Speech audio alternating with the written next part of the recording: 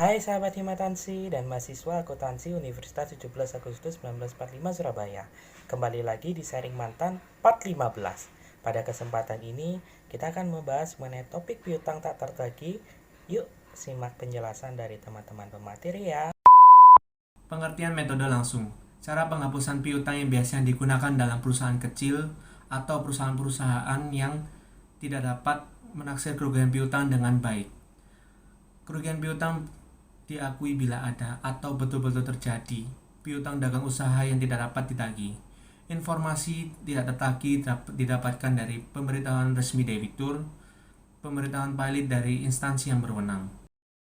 Kebaikan dan kelemahan metode langsung. Kebaikan 1. Yaitu mengakui fakta bukan estimasi atau perkiraan. 2. Melaporkan sumber. Dan yang ketiga, penggunaan kas dalam laporan arus kas. Kelemahan 1. Pendapatan pada periode yang sama. Yang kedua, data yang dibutuhkan seringkali tidak mudah didapat. Dan yang ketiga, biaya pengumpulannya mahal. Jurnal metode langsung. 1. Taksiran tidak tertagih. Tidak ada ayat jurnal. Yang kedua, betul-betul tak tertagih. Metode langsung. Kerugian piutang dimasukkan ke dalam debit, piutang dimasukkan ke dalam kredit. Yang ketiga, bila setelah tak tertagih ternyata dapat ditagih. Metode langsung. Piutang dimasukkan ke dalam debit, kerugian piutang dimasukkan ke dalam kredit. Kas dimasukkan ke dalam debit, piutang dimasukkan ke dalam kredit.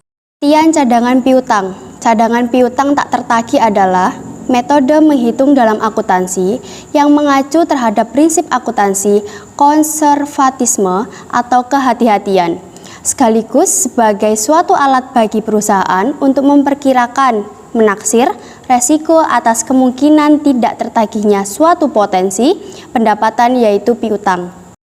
Metode atau cara pencatatan tidak langsung atau cadangan yang mengakui rugi piutang tidak tertagih di periode penjualan kredit yang masih dalam proses berjalan dengan cara menaksir dan bukan saat periode dihapusnya piutang. Jurnal metode cadangan. 1. Kerugian piutang yang tidak tertagih, cara mencatatnya dilakukan berdasarkan taksiran menggunakan jurnal penyesuaian. Kerugian piutang di debit pada cadangan kerugian piutang di kredit. 2. Setiap kali akan melakukan proses penghapusan piutang, langsung dicatat pada rekening kerugian piutang dengan jurnal. Cadangan kerugian piutang di debit pada piutang dagang di kredit. 3. Pernyataan akan kesanggupan para debitur untuk melunasi atau membayar cadangan piutang yang sudah dihapuskan di jurnal piutang dagang di debit pada cadangan kerugian piutang di kredit. 4. Waktu menerima pembayaran dari debitur dan menyatakan kesanggupan membayar di jurnal kas di debit pada piutang di kredit. Metode cadangan melibatkan estimasi kerugian piutang.